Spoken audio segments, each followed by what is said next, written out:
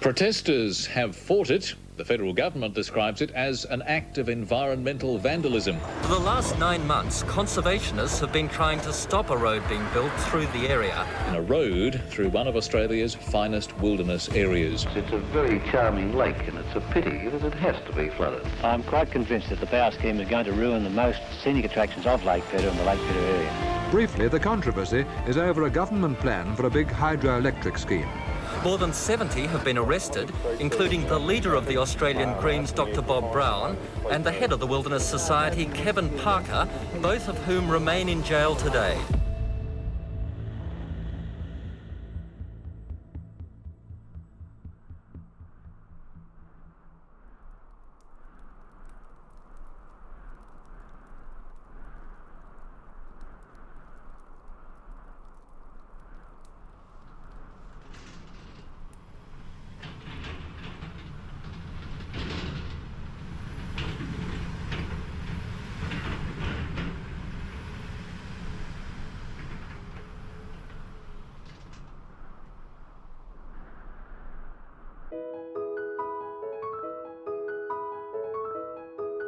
Incredibly important, not just what they did, but how they inspired other people. Two small people, not wealthy, but committed to nature, that's seen an opportunity. That opportunity was Iris Farm, 255 hectares. Hats off to these guys who so far back were campaigning for something which is now nationally important. Seeing that I could make a difference and being inspired by these two people that didn't seem to have any other interest than making things better for others. Wow, it changed my life. Yeah, it changed my whole life.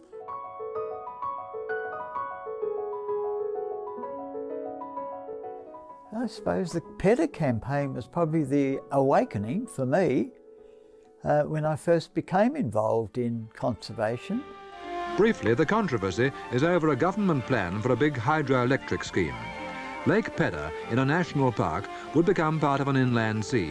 In stage one of the proposed power scheme, dams will be built on the Gordon, Serpentine and Huon rivers. They would form two lakes linked by a canal, and there'd be one power station. Opponents of the Hydroelectric Commission's plans have formed a campaign committee. And a petition signed by 10,000 people has, at their request, been presented to Parliament by a Labour member. Well, my work was quite intense as an industrial chemist. It also enabled me with the income, of course, to then support the conservation movement, leading trips into the wilderness for groups of people through a company that I formed, Tasmania. And that evolved out of the Lake Pedder campaign, and we thought, well, we better take people in there, let them see it, let's generate some conservation ethic. And of course this sparked a campaign that went worldwide, which was unsuccessful. We failed to stop the government and stop the enterprise hydro, and it was some 2 or 3 years later, and it morphed into another campaign, because by that time there were sufficient people available, young people with enthusiasm, younger than me, and a new generation was coming along, you see, so it was them. And I thought, at least there's something achieved. We've passed the message on to the next generation. It's up to them. And there are other issues that I and my friends were involved in. There was the Road to Nowhere, which is a road going through a wilderness area on the west coast. Early in the morning, we would get up in darkness and proceed to a strategic spot so that when the workers came with their bulldozers, we'd be there with our banners to go across the road to save the Tarkine. For the last 9 months, conservationists have been trying to stop a road being built through the area. More than 70 have been arrested, including the leader of the Australian Greens, Dr. Bob Brown, and the head of the... Meeting John and Peter goes back into the mists of time, but it was about I knew about Peter and his work with Aboriginal cultural sites, particularly up the west coast of Tasmania, and revealing to the world that there was a rich culture there that was still vibrant, and with the modern Aboriginal community he's been a bridge in bringing that back to life. Hi, I'm Lee Walters. I'm the operations manager at Tasmanian Land Conservancy. How did you meet John and Peter? Great story, Felix. Lost in terms of where I was at in my life. Wandering down Charles Street, seen a sign said Launceston Environment Centre. Wandered in, there were two gentlemen, they welcomed me in, offered me a cup of tea. I asked, what are you doing here? And they said, oh, we're an environmental group trying to protect nature in Launceston. It was always Peter at the front of house in terms of the LEC, with John in the back room furiously writing letters to the editor daily. One of the things about John and Peter is the prolific writing of both of them, but not least John. His letters on the environment and social issues, but the Tasmanian environment frequently appeared not just in the Tasmanian newspapers, but in the national newspapers, and that's incredibly important because politicians read the letter pages and read the letter pages of newspapers as much as the front page. That intellectual power and ability to write succinctly what it is that we're defending in the Tasmanian natural environment has been something that they brought to an art form.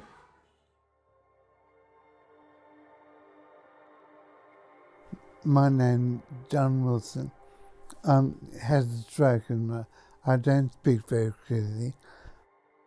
So I thought I would give a little bit of context that would be helpful. So John, you've been a nurse and a nurse historian and spent your life, being interested in and dedicated to kind of conserving nurse history. And you got an Order of Australia medal for that. But you've also spent your life being a conservationist and protecting the land. I was secretary of the Launceston Environment Centre for many years. Many years, and that's been a really important part of your journey. And letter writing, John, has been a big part of your life. Yes. And do you remember when you first started writing letters to the paper? Well, yes. I wrote the national papers, and they eventually get to know you. It allows you opportunities to promote something. It's been wonderful in a way to promote the campaign, for instance, and to have a voice.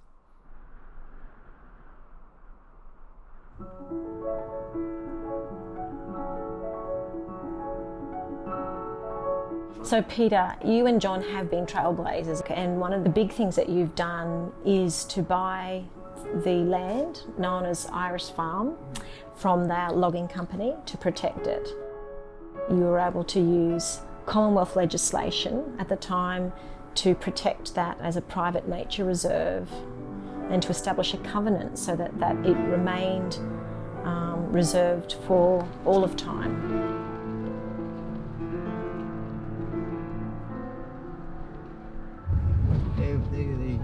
A flock of them now. Oh, this time of the year. What are they? They're the currawongs. Look at them. I've never seen so many. And winter time, they come in here in great flocks of 100, and we think it's the meeting together and partnering off, and away they go and spread. And just stop here for a minute. And it was here that, back in the edge of the forest, was a structure, and it was a maiamai that had been built by the Aborigines here in the early days, and they used it as a hunting ground. They would hide in the maiamai, and then they'd sneak out, and the wombats and things would come out onto the flats, and they'd walk out there, and you'd creep up with them upwind, and bang them on the head, and there's lunch, dinner. I recognised it straight away. The thing was,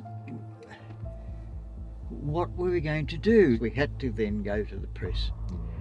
But in the meantime, of course, the rednecks of his associates, they destroyed it. They destroyed it. Now, we're just coming near the gate, so when you get the keys, Pole 77. get yourself organised. 76. And this is our gate just here. There you go. Wonderful. I can get out. Oh, is it locked?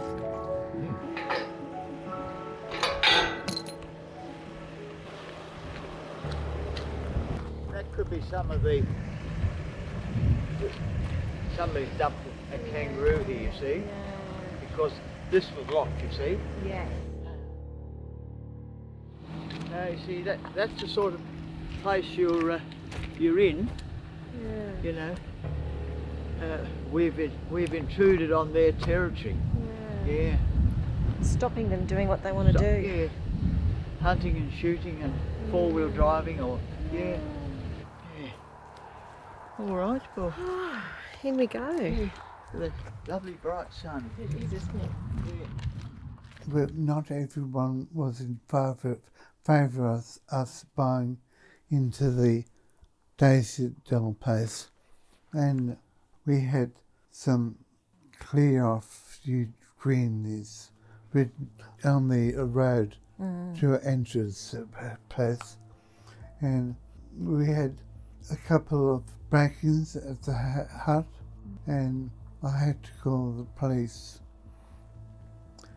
It was very upsetting. You felt that people were very powerfully against you. So we took the bull by the horns, and we went, had an afternoon tea with them, and just invited ourselves. They couldn't refuse. Felt that was a day of empowerment. Yeah. And it is winter. Peter, how do things like that impact you and John? You know, like, it must be scary to think that you're surrounded by these people, but yes, also heartbreaking that they broke into Ike's hut 3 or 4 times. The shooting, shooting at night. They come to our boom gate just up here. Yeah. Yeah. Their goal was to force us out, intimidate us. But we're made of tougher stuff. I know, especially. They took on probably the 2 of the toughest opponents, and we cut our teeth on campaigning against governments, against industry, against populations, for our lives. And John, of course, had grown up through his problems. Being a male nurse and all these prejudices there he went through, and then he went through the Vietnam War as an objector and jailed. A young lad of Felix age, jailed, just being thrown in a prison in Brisbane. Imagine what they did to him there. I've never asked, and he's never said, but I've fair idea what. And that, supported by his parents, fortunately. So John, has gone through turbulent times too as a young man. Can you imagine if Felix was thrown into jail? A sensitive young man. Yeah. Thought about that a lot. He survived.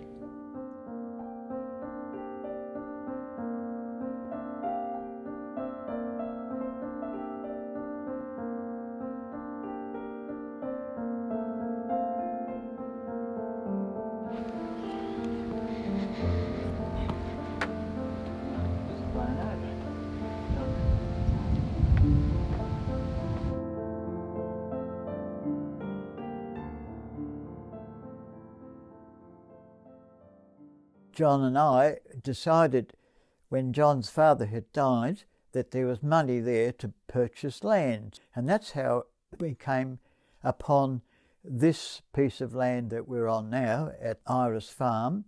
We don't really own land. We're only temporary custodians of land. But that was our desire, was to protect a piece of land as well as we possibly could. I think we need people to come together, but we also can do things individually. But having people like John and Peter to support, I guess, your individual desire, even doing something small yourself does make a difference. Someone notices, or someone may notice in 5 years' time, oh, they actually did something positive. And I think really having that continuous involvement with John and Peter through Iris Farm, through their bequest of Iris Farm to TLC, and being able to contribute in that way, that's just two small people, not wealthy, but committed to nature, that's seen an opportunity. That opportunity was Iris Farm, 255 hectares. They then encouraged and found some money to assist TLC to buy Daisy Dell, 100 hectares adjoining. So we've gone from 250 to 350. Then encouraging their neighbours to enter into a conservation covenant, which is another 300 hectares. So all of a sudden we have 600 hectare protected area. So we've gone from 255 to 355 to 600 plus hectares. So that is the power of the individual, you know, that their contribution, TLC's contribution through the community, raising funds through the community, and then a neighbour saying, yes, I'm willing to do this, I'm willing to manage my land and put my name on a piece of paper that says this will be managed in perpetuity for conservation. So there is the power of the individual, but coming together as a community or as a random bunch of individuals doing something good, the individual can have an impact, really simply. What is it about land conservation, particularly in Tasmania, that's important to you? Well, it's the animals that I love. Yeah. And it's really special when you have those moments of contact with a wild animal. And we have had most marvellous experiences with the wildlife. I love trees as well. It's special. It's a living thing. Yeah. And this track here goes on to the pond and to the other end of the property. But we're coming back in through the forest to John's spirit tree. And when we first saw the tree, we were in awe at it, as we will be when we come to it. Yeah. And we didn't know the boundary of the property. And we kept thinking it wasn't within the boundary of Iris Farm. And it wasn't until we sort of had the surveyors here, we found that the tree happened to be right in the property. So then John said, this is where I want my remains. Yeah. When I die. Tell us a little bit about coming across this tree that we now know as your spirit tree. Well, my spirit tree was, I dreamt I could feel the tree weeping. And it was weeping because there was a sound of tree cutting by the forestry people in the distance. I thought to myself that we have to save this tree. And that was basically what motivated me to buy the place in the first place. Yeah, to save the tree. Yeah. And you've had, now nearly 25 years of being able to be with that tree and know that it's safe. That's right. And know that you'll be returned to that tree. That's right. Well, that's where I will be cremated and had my ashes scattered. Yeah. What type of tree is it, Peter? Myrtle. It's a myrtle. Nothophagus cunninghamii. There are 2 Nothophagus in Tasmania. How we carried the seat here. God, we couldn't do it now. Yeah, and you can sort of look back and look up into the tree, and there's a It's stunning. 1,000 or 2,000 years of history this tree has been here.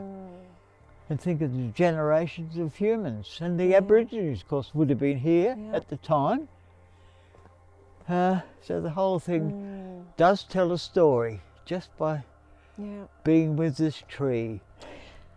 And for John, I guess, knowing that he's going to come here when he's passed on, and his ashes to be here, maintains his connection to this place. Yes, that's right, maintains his connection. I remember growing up and, you know, when I was old enough to know that you would write letters to the paper, that was the first thing that I would do. I would go to the editorial page and look down the names of the letters to the editor to find John R. Wilson and how thrilling that was. And then when I went to university and I was a young woman, I'd have a coffee break from writing and I would go and sit down and go to the paper, stack of papers, and sit there and look for your name. And I was reflecting about this the other day and thinking about just the profound impact that it had on me. Oh, Debbie, because that's lovely. Because please know that. Well, it was like, you know, it was a message to the nation. Yes. But I felt like it was a message to me. Yes. Yes. And I think that what it said to me was that I could have a voice too, and that my voice would matter, just like your voice would matter. Oh, yes. And that you have had such a big impact on me in my life. Yeah. From the things that you've done and the courage that you've had.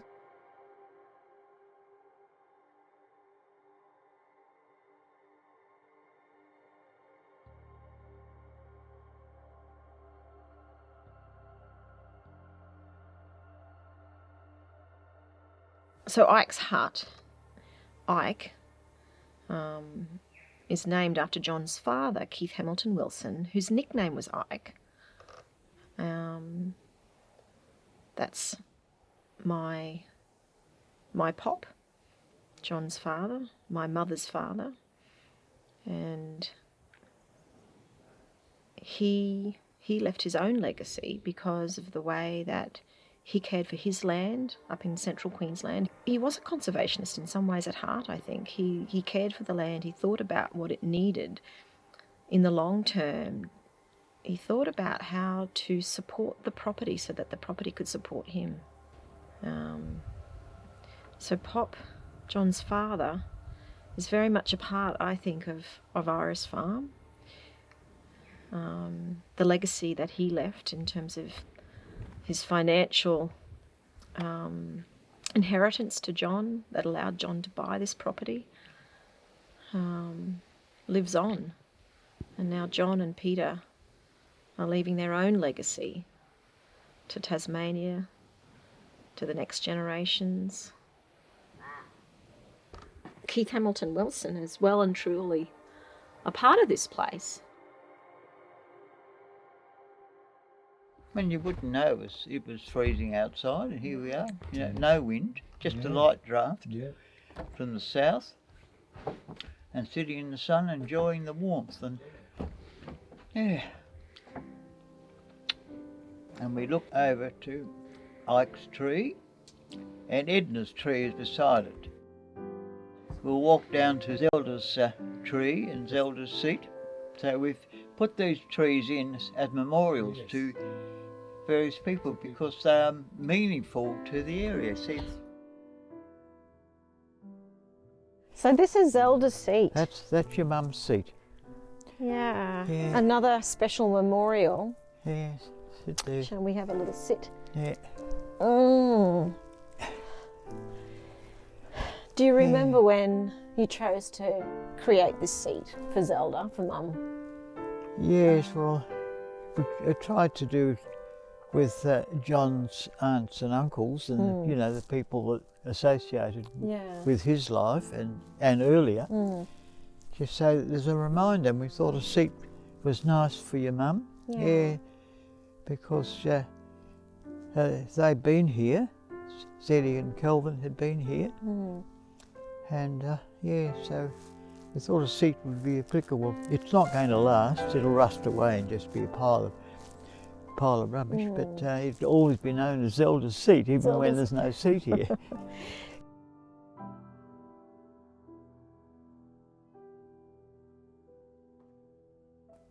I've had the great opportunity to actually influence some of that change in Tasmania, and only because I was walking down Charles Street in 1991 and ran into these two guys. Incredibly important, not just what they did, but how they inspired other people through turbulent years in protecting not just Tasmania's but the world's environment. Being able to contribute in that way, that's just two small people, not wealthy, but committed to nature. Hats off to these guys who so far back were campaigning for something which is now nationally important. Seeing that I could make a difference and being inspired by these two people that didn't seem to have any other interest than making things better for others. Wow, it changed my life. Yeah, it changed my whole life. Yeah, that's all we can do, one step at a time. We don't need to have our names on brass plaques or anything, you know. We just do what we can when we can and be satisfied in our own minds what we have achieved, how small or how large it might be. I didn't give up, and I still haven't given up.